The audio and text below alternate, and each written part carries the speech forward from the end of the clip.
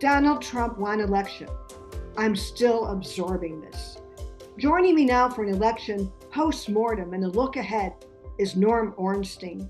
Norm is a senior fellow emeritus at the American Enterprise Institute and a political scientist who has studied for 4 decades Congress, elections, and politics. And at this beginning of At the Table, Norm, let's start with the news. Just a short time ago, Donald Trump's pick to be Attorney General, Matt Gaetz, withdrew. He said on X he didn't want to be a distraction, but we all know this comes as these charges of sexual misconduct are out there, and there is the likelihood that even if the House report didn't come out, the substance of what he is accused of and having sex with a minor would. Norm, what do you make of it? So I'm surprised you didn't say he's pulling out so that he could spend more time with his teenage girls. But I'm not surprised at this because we know even without the release of the Ethics Committee report in the House, we're getting leaks and bits and pieces of the federal investigation into Matt Gaetz, and it's really revolting stuff. We know that he used Venmo, including trying to disguise it through his so-called foster son payments to women to fly them to Miami for drug-fueled sex parties. We know that at least two young women said that they saw him having sex with this 17-year-old. Uh, the one thing that surprises me a little is that the Justice Department never indicted him. I'd like to have Merrick Garland explain that one.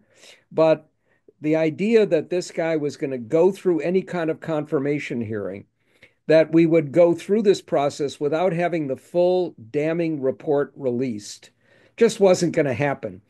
And under the circumstances, I don't see any path other than Trump defying everybody, bypassing the Senate, and finding a way of adjourning the House and Senate to confirm him through a recess appointment for a year.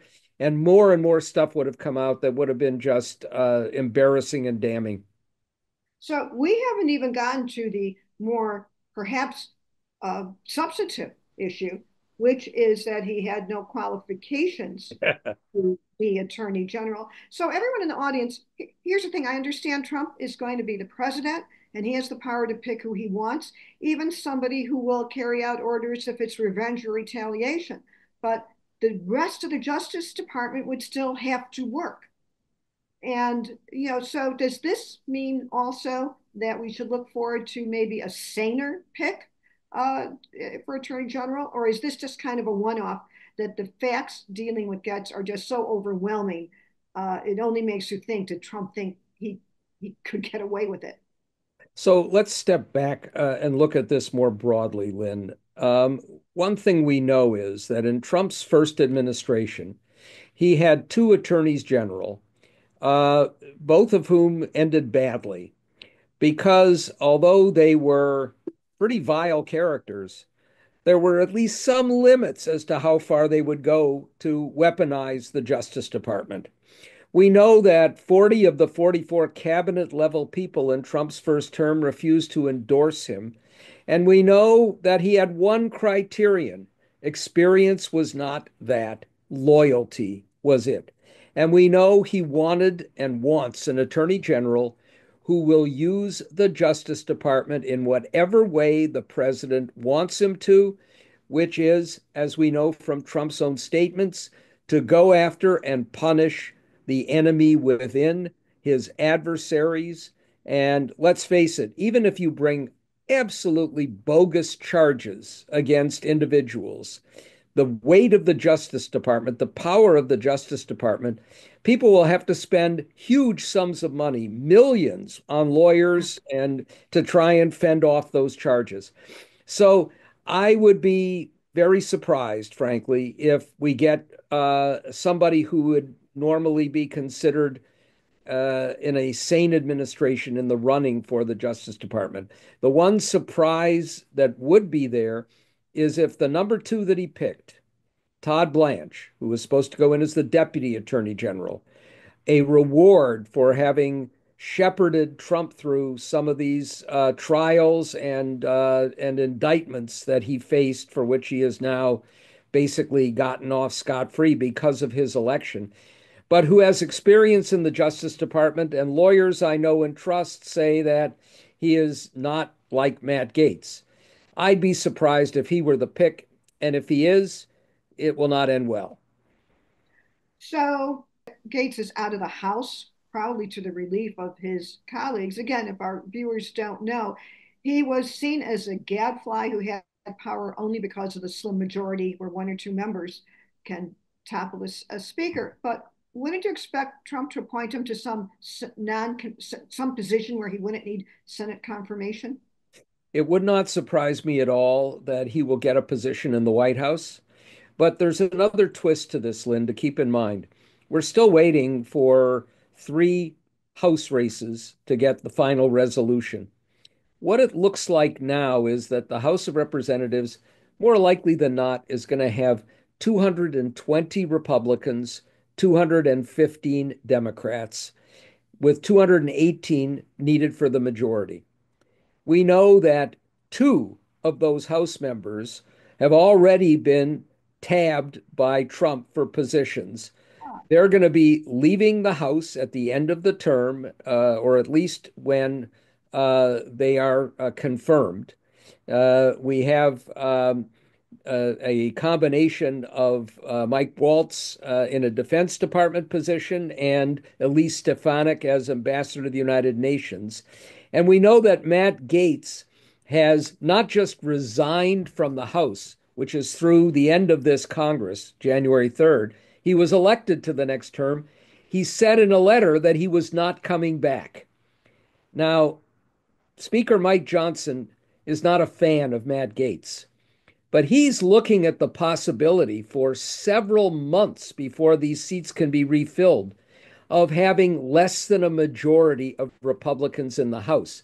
And that means if they've got 217, say, and three of them come down with a virus, then Democrats have a temporary majority. And if they're smart, they would use it. So I think that Mike Johnson is going to call up Donald Trump now and say, you know what? Please don't pick Matt Gaetz for something else because I'm going to get him to renege on his promise and come back to the House just because I need that warm body. Good point. And so the man, could it be though, if let's say he did not, and Elise leaves, uh, and is there any math where you think the Democrats could actually get a majority? So, keep in mind that the three Republicans, including Gaetz, Yeah, who have basically been tabbed or said they're leaving, are all in safe Republican seats. But here's what we know about these special elections. They can only be filled through special election. right. The law in New York is that the governor has 90 days to pick a date for a special election. And that special election usually takes some time. You've got to print ballots, you have to get candidates, you have to pick polling places. We're probably looking at 4 months, April, May, even June, before these seats are filled.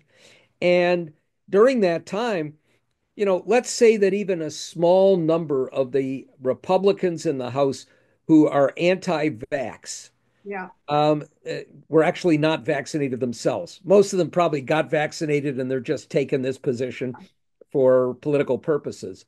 And let's say we get another virus or another variant, and People a just few of get, them are out. yeah. Then Democrats can have a majority. And if they have that majority, even for a few weeks, they can use it.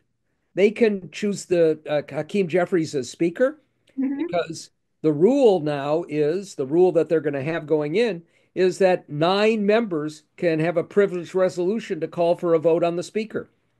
And they could change the committees and Right. change the rules. And even for a brief period, block things from happening or keep things happening that would be embarrassing to Republicans. It's not far-fetched. So actually the Senate, the Republican-led Senate should uh, the only thing that could maybe prevent this if they slow walk the confirmation of you know of Elise and Yeah, well, they could slow walk the confirmation of Stefanik maybe until the two Florida seats are filled or right, the one Florida seat if Gates is back.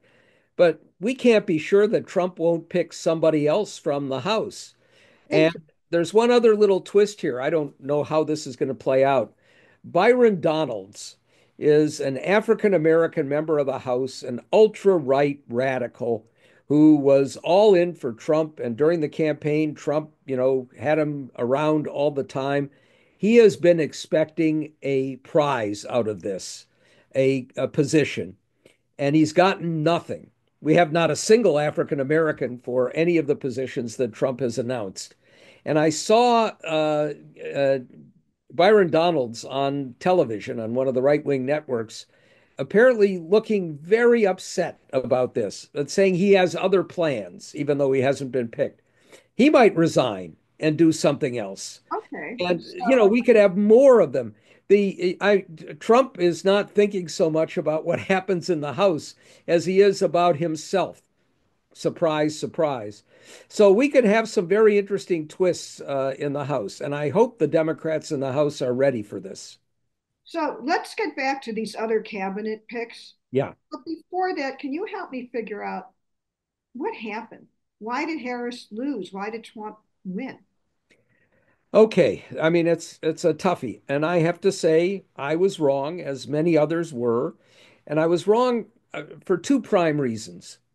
The first is I thought once Harris got the nomination and had this surge of enthusiasm and had a smooth operation and a well run campaign and had what I believed was the best turnout operation I had ever seen, with Jen O'Malley Dillon, the campaign manager, being the master of this, and Trump having a turnout operation that he outsourced to Elon Musk because he used all the Republican National Committee's turnout money to pay his lawyers, that would make a difference. And then I thought the Madison Square Garden hate fest, barely a week before the election, trashing Jews, trashing Puerto Ricans and others, with 400,000 Puerto Ricans in Pennsylvania and with a substantial number of Latino and Latina voters in swing states, I thought that would tip this over the edge and that Harris would win. And obviously, those did not work, neither of them. Why?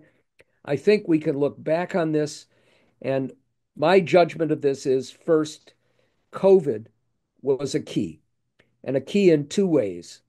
Obviously, most people are looking now at the inflation that was triggered by COVID globally, the supply chain disruptions, and what followed. And we know that every government that has had an election test since all of that happened has been spurned by voters. Mhm. Voters are unhappy. And I think it's even broader than that, Lynn. I think the distemper caused by COVID, the disruption in so many people's lives, the sense that the politicians, and that means primarily the Democrats in power, Biden and others, and uh, the scientist basically shrugging all of this off and saying, hey, it's the science. For people who, if you have two people in a family working to make ends meet, and one of them can't go to work because the kids have no place to go, the schools are closed and there are no after school programs. Or if you have 7 or 8 people in a family stuck in a tiny apartment 24/7 for a year or more, they're coming out of that with immense changes and disruptions in their lives. And then you've got inflation. And the fact is, politically, inflation, when it goes up, people really see it. You get $4, $5 gasoline. You're there at the pump every week and you see it and it enrages you. And when it's down to $2.99 a gallon, it's just an everyday thing and you don't notice it as much. That made a real difference. But it was a rebellion against the elites and the expertise out there that Trump exploited very, very skillfully. And working class people, the ones most disrupted by COVID, the ones who believe that Democrats and the other elites managing everything in the country haven't paid attention to them or have spurned them or screwed it up, they're going to see what it's like when they're gone. So do you think so? We also know that we had using your analysis helps explain why this approach that Democrats had, this constituency organizing, the black vote, the Latino vote, the woman vote, Asian American vote, youth vote, all those categories Trump gained. But does this also explain why so many fewer people voted this time than last time? Remember, we still have a lot of votes that haven't yet been counted. So we're probably going to get a little bit closer to the numbers that we had the last time. But I do think that you had a lot of people who didn't like the choices available to them. And at the same time, the issues that Democrats thought would work for them. And some of this, frankly, Lynn, is a midterm fallacy. And it's not just one that hit Democrats because they did much better than they expected in that last midterm in 2018 when the expectation was the so-called red wave that didn't happen. And abortion mattered immensely, and they thought it was a key this time around too. But there were other issues for an awful lot of voters that made more of a difference. And, if you go back, Republicans in 2010, when Barack Obama had come in, won this huge midterm victory and thought for sure he was a one-term president. So I think there were some mistakes made, but it's also not clear to me. It'll end up being much closer than we thought. The initial results and the popular vote showed Trump over 50%. He Yeah. is going to win the popular vote, but it's going to be pretty narrow, and he will be under 50%. Every one of those swing states went his way. The trend was to him, but by pretty narrow margins. We still have an evenly divided country, but I think there were larger forces, and Democrats did not recognize them or try to ameliorate them enough going into this. Norm, let's go from non-voters and figuring out what's going to happen in future elections if they ever show up to what we have on the table now. How do you figure Elon Musk is going to really be able to wield power? He has this title of, director, he calls it the Doji. He is the Department of Government Efficiency with Vivek Ramaswamy. It's not a department, it's not official, it's a private thing, but he's with Trump all the time. Is it our unofficial prime minister? What do you see his role evolving, and what power besides persuasion might he have? So we know what Musk and Vivek Ramaswamy are going to try to do. They are going to use these unofficial positions to worm their way into departments, get all kinds of information that they are not legally entitled to, and they're going to recommend sweeping budget cuts, although they have no clue. Neither of these people has any idea what agencies actually do and what the implications are of the budget cuts. But we also know, Lynn, that there's an ulterior motive for Elon Musk. He wants most of all to weaken, destroy, eviscerate the agencies in government that are investigating his businesses or impinging on his business's freedoms. And he's being investigated for securities manipulation, for the way in which he's handled his employees. There are all kinds of areas that are problematic for him. And at the same time, he wants to destroy the competition. He has SpaceX. Jeff Bezos has another space operation. So that's his main goal. But I'll make I won't call it a prediction, but something for people to watch. Elon Musk is an alpha male. He is the richest person in the world, and everybody bows down to him. Nobody is bigger than him. And he is treating himself now as a co-president. He is wearing out his welcome already. You can see Trump making jokes about how Musk follows him around at Mar-a-Lago and travels with him on the plane and has basically attached himself to Trump. And Trump, the narcissist, is not long going to tolerate somebody who tries to out alpha him. So I predict, or at least would suggest, that the Musk Trump marriage will end somewhat like Trump's first and second marriages. And it will not end well, but along the way, there will be plenty of damage. And for Republicans in Congress, I expect that Musk and Ramaswamy are going to recommend these draconian budget cuts that will never make it on votes through the House and Senate. And the ones that may make it, and they may well have the votes, for example, to just take a meat axe to Medicaid, to food stamps, to bring back horrible work requirements, that the constituency of working class Americans who voted for Donald Trump, believing that he would do good things for them, are going to find out that it's not quite the way they anticipated. So I want to go to the Medicaid thing for a minute. So Yeah. Dr. Oz is now in charge of the Center for Medicaid and Medicare. Now, again, listeners, this is Medicaid is different than Medicare. Medicaid is the insurance basically for people who have low income and have no insurance. It is a state and federal partnership. So, Norm, even if Dr. Oz wants to punish a state like Illinois, New York, which has, I think, almost a 50-50 match, poor states, the red states, take care of their poor, the uninsured, because they have a far more robust Medicaid uh, match. Is this the kind of thing that if you understand government, it's easy to say, let's cut Medicaid. But if you're the governor of red states or the senators or House members, you say, oh, not so fast?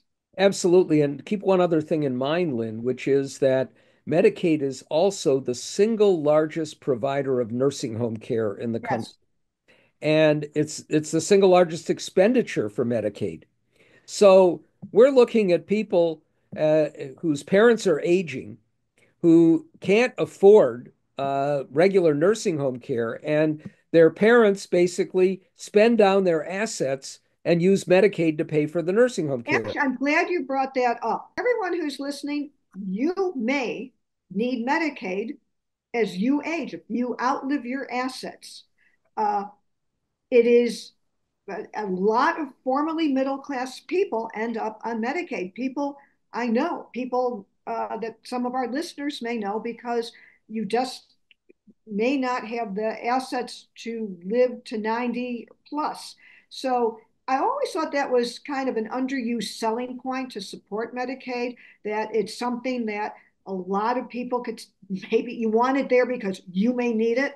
But uh, when you look at these picks, you know, I've heard the word that Trump is casting, Dr. Oz, some of the other Fox hosts, Yeah. the defense secretary pick, Hegseth, who has his own sexual misconduct. In this second Trump administration, it looks like he not only wants loyalists and people who will do his bidding, but by doing a central casting thing, he also is taking people that don't have the background to execute keeping these trains running on time. What do you make of this? He doesn't want the trains running on time, Lynn. Ah, He so wants to disrupt and blow up government and agencies. And it's more than that, too. I mean, he's looking for people who don't have deep government experience because if they did, they wouldn't follow through on what he wants. The main thing is loyalty. I have to say, somewhat tongue in cheek, my first reaction on hearing that Gates was pulling out was not to worry. There is a large enough pool of sex predators out there that he can find somebody else uh, who meets the Republican credentials. Um, but, the fact is, he's not looking either at qualifications or at moral fiber or core. He's looking for loyalty. And if people have done horrible things in their lives, that's as much a plus as it is oh, I see, would because be for others a minus. And that's a problem. And just going past Gates, Trump picked a bunch of people who are deplorable. It's another big basket of deplorables because he wants to flood the zone with them, knowing that the Republican Senate might reject one or two, or might, in the face of rejection, have one or two withdraw, but they're not going to reject them all. So Uh-huh. he's going to fill his administration with people who normally would not be allowed anywhere near the vicinity of the positions of responsibility that they're going to have. So do you think Hegseth, who has his own sexual misconduct situation, uh, settlements with women, do you think he survives? I think he is, it's more problematic for him. We're seeing more emerge about the allegation against him, which was a woman who said he took her up to his room, took her phone away, wouldn't let her Yeah. leave, and raped her. And if no charges were brought, it's because in so many instances of rape or sexual abuse, the charges are not brought. He has a longer history of pretty disgusting behavior, affairs, impregnating mistresses while he was married, then moving on in every instance to the next one. And he has tattoos that suggest white nationalist and Christian nationalist sympathies. His positions on the Defense Department would completely disrupt the Defense Department. He may not survive either. But let's keep in mind that Dr. Oz, whose qualification for Medicare and Medicaid are that he's basically a snake oil salesman, that we have Kristi Noem, whose qualification for heading the Department of Homeland Security is that she shot her puppy, um, and has talked about the border. Um, Most of the people who have been suggested for these cabinet posts, RFK Jr. for the Department of Health and Human Oh, Services yes, of as course. well, have no qualifications or experience, much less issue positions that would make them in any normal administration qualified. Let's Many of them are going to make it. So we have only a few minutes left. Let's close on RFK Jr., Norm, because it looks like he will have a path to confirmation that the others may not. Uh, and he has some views. I'm not talking about the anti-vax thing, the healthy food, whatever, views that have some support here and there. Uh, do you think that someone will he count as, in a sense, the token Democrat in the Trump administration? We know he's pro-choice. Do you think he could be somebody who could buck Trump because he does come from a different place, or did Trump just salvage him from being a nobody with a presidential bid that went nowhere? I mean, as we close, let's do this. Your prediction on RFK and what he will do as the Secretary of Health and Human Services. I doubt very much that he will buck Trump in any significant way. Pro choice or not, he is not going to implement or try to implement policies that would go against what is a strongly anti abortion move from the federal government. What we can look forward to most of all with him is not just implementing anti vaccination policies. Remember that Trump said before RFK Jr. emerged that he would withdraw federal funding from any school district that implemented a vaccination requirement. And that means for polio, measles, whooping cough, and other often deadly diseases. He will, as he has pledged, blow up the Centers for Disease Control, remove scientists, 600 scientists from the National Institutes of Health, and a very questionable person who will be in charge of the National Institutes of Health, blow up the FDA. And I would expect that we're going to find a lot of consequences from these actions within the first year. And I'm not sure how long he can survive in that position. And on that note, on the note that we have a lot of, Have a nice day, everybody. right. So uncharted waters, upheaval ahead. Norm, thanks for joining me on this latest edition of At the Table. Thank you, Lynn.